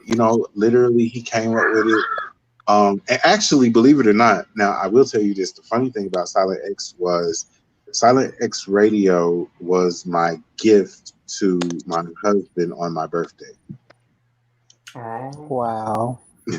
So it was me really kind of doing the work and putting the leg work. And on my birthday, that was my gift to him to say, I can't control finances no more. I need your help, which we need something to get us out of here because we got to live and survive. And then life happened, and we just, I guess, kind of went through life as a married couple for a while. And then he got on Do You Want to Smoke, which was kind of like a really big contributing factor to the relaunch, because him being an artist, there are points where I see him losing his. I saw him lost his love for music because people become so critical, and then there are other singers that become so jealous of other singers' gifts when they're in like spotlight situations. So if you give me the mic and I'm singing mediocre, but you give me the mic and I tear the house down, don't be mad at me because you gave me the mic. You gave me the mic. So we experienced a lot of that in New Orleans when he would go out to the local karaoke's and sing. It would be like, and he just started getting very frustrated with it because he would see that, like, this isn't art, it isn't fun, this isn't what it's supposed to be. Why are we competing when we're supposed to have a love for art? We're supposed to be sharing and encouraging each other as artists. So that had a lot to do with the branding process. It was kind of going through his phases of empowerment and empowering artists. That the major contributing factor to the branding. Cool. So with that being said, y'all, any final words? Because we're about to get ready to wrap this up. I know I've held him in for 2 hours now, and I know he wants to chill out and relax with hubby before they can wrap it up tonight. So Coco D, any final words for my special guest this evening? I just want to say congratulations. I'm very proud of you guys, and keep up the good work. Thank you. I got my Black Power hair on, y'all. I didn't think that it was going to shrink up. I had got on and just got out the shower, and my hair has shrunk all the way. Auntie, it did one of your numbers. It went from woof to woof. Thank you so much, Coco. I'm excited about the journey. I'm excited about you possibly having the late night talk show on the station as you're thinking about it. Yeah, I'm excited about it. So definitely excited about it. Mr. 6'8", anything else you want to say? I just want to, say to keep doing your thing. You already know how I feel about you and your husband. I love y'all dearly, and I am happy to have, came across you all, and I just thank Jasmine for just bringing such awesome people across her platform and bringing them to the spotlight, and I just love all of y'all. Thank you so very much. Heal, remain. I'll say the 6'8". Let me say this to you. Continue to heal. Continue your journey of healing. As you heal, everything else will happen. See that. Thank you so much. And last but not least, my baby, Mr. Mrs. He like the baby. That's my baby. Baby. And he's from Chicago, so like, yes. I'm excited for you and your husband. I'm excited to see Silent X Radio. I see it definitely doing very well. And I can tell just from your interview tonight that the both of you are definitely going to go further than even I think you all even realize. So like I said, I'm really excited for this relaunch and everything that you're doing. And I did send you an email. Just did. Thank you. Guess what? So, I will 24 respond. I hours. promise in 24 hours. That's policy. 24 hours, you will definitely get a response back. I will say Yes. to you to encourage you, as we were talking about Chicago. Chicago is a very difficult place, and it isn't easy to be or find you in a city that never sleeps, because you're constantly trying to identify and find. My experience in Chicago was I was constantly trying to identify and find who I was, because there were so many circles and there were so many things, and I just happened to be privileged to be with some of the greatest performers in Chicago. Those were the people that were my elders, my friends, and I grew up with.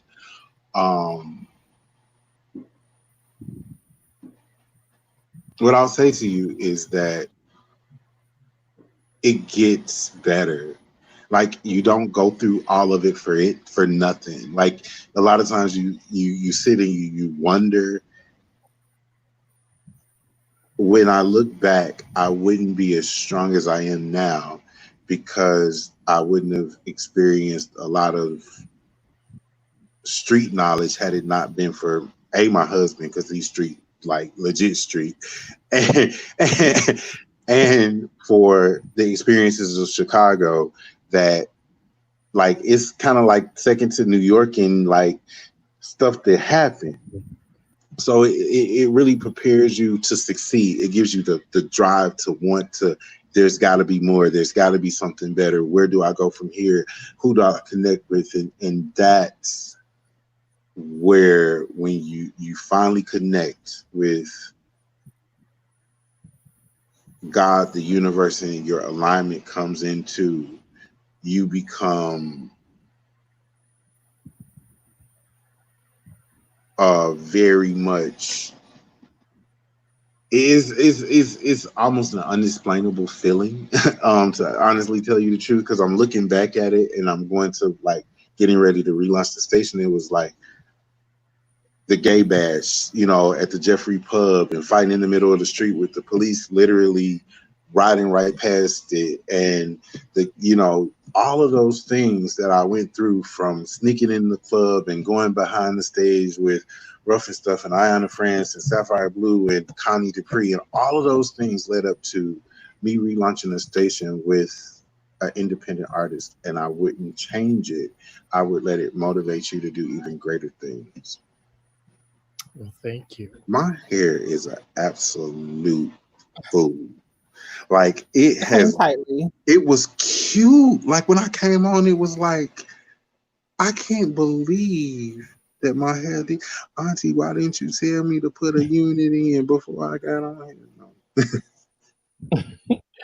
Any final words that you want to leave the audience with? I'm going to give you the whole screen by yourself, and then I'm going to come back and close. So here you go, babe. Besides the fact that my hair looks a whole fool and I need to go be sitting in Auntie's chair right now, I'll say light, grace, peace, and love to everyone as you're on this journey, or we're on this journey together as human beings, being the common denominator for all of us being here. Love more, think more. Take time to really learn who you really are today, and be the greatest you that you can be. Outside of that, tune in to Silent X Radio July 8th as we relaunch. If you have a show or a show idea, or you are looking to have your project shared with the world, please email silentxradio@gmail.com, or you can go to silentxradio.com, and we will definitely respond to you within 24 hours. I thank each and every one of you for letting me into your home and sharing my story. And with that, I'm out. Well, thank you so very much for being with us tonight. This is once again what he was just talking about is Silent X Radio. We'll be coming to you on July the 8th. I like to thank each and every one of y'all for taking your time out. You could have chose any place to be at on this Tuesday night, and you chose to be with me. I do thank each and every one of y'all for, the presence, the love, the support, and for each one of you that actually sow into my vision. And I do appreciate. I don't like to take and put people's names and stuff out there because some people do like to remain anonymous when they take and do donations or whatever. So I just thank each and every one of y'all that do take the time out to see something in me to support me. Don't forget, coming up next Tuesday, I do have Shayla. She will be in the house with me on next Tuesday. It will be a show that's like none other, something that you want to be a part of. I'm gonna show my little commercial again, and at the end of that, we're gonna be out of here. So don't forget, coming up on Friday, we do have Mr. 6'8", Grown and Sexy After Dark. On Saturday, we do have the Social Club presented by the Save On Experience. And then on Sunday, don't forget, Sunday is the cool down. So once again, throw that beautiful bean footage and we'll be out. You like, share, and subscribe.